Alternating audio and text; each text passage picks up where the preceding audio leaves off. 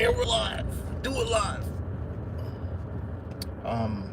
Crypto.XL. Okay, so it looks like I'm gonna roll this. This is the second time, right? Second time I've gone live. This is how you work this doohickey. All right, so the bounce. We bounced from 80K, and we're like at 86.6K, almost 87K. How high are we gonna go? Who knows? I will say on the weekend, I'm talking about Bitcoin for those who don't know what this channel is about.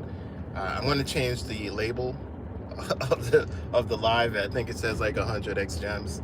I think we're a little far removed from that right now.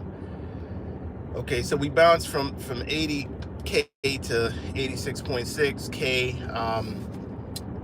Yeah, we're going to bounce. Nothing happens in a straight line. Like, we're not going to go straight down, but I still believe in my thesis that Bitcoin is in a bearish trend, and until some major things change, until we get above the moving averages and convincingly above, weekly closes above the 50-week moving average, until we do that, I'm going to assume that we're in a bear market. I'm also going to assume that the general trend is down. So these bounces, I do not have much faith in the bounces, and that's because every time we go up, we have minimum volume. On the volume that comes in, you know, there's basically not that much buying pressure. Right, there's not a lot of people buying, and they're not buying in bulk, right? So even though the price does go up, for me that just means that it's the higher the cliff is before we fall over. So two things can happen from this point. One thing that could happen is that we have a significant bounce to the upside, and I believe that the higher we go up right now, unless we break previous levels where we fell from, you know, and this is like 105,000 and minimum 103,000 and minimum 110,000. Unless we break those levels, the further that we go up is the further we're going to fall. So it's actually bearish for Bitcoin, in my opinion, to go up right now, right? So let's say we go significantly up, like let's say we go up to 90s.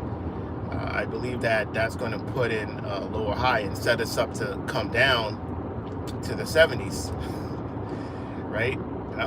We might come down to previous support, or the highs from the prior bull market, you know, around 70K, right? So it's 80, 75, 70 as some of the next retracements.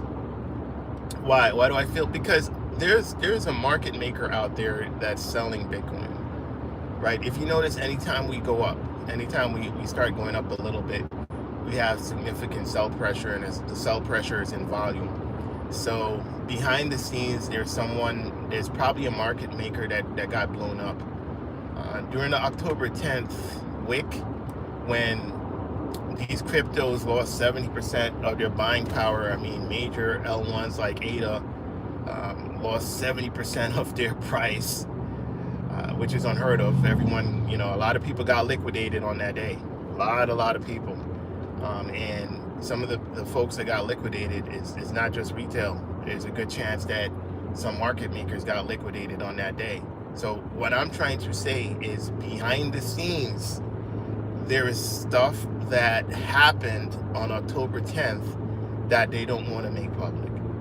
So this situation could be worse than we think it is.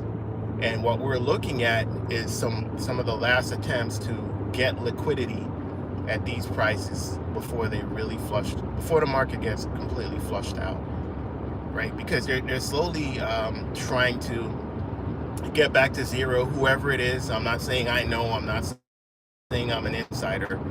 And I've seen a few things happen, and when to literally stop quantitative tightening. There's speculation that they might pause rates. Maybe they will, maybe they won't.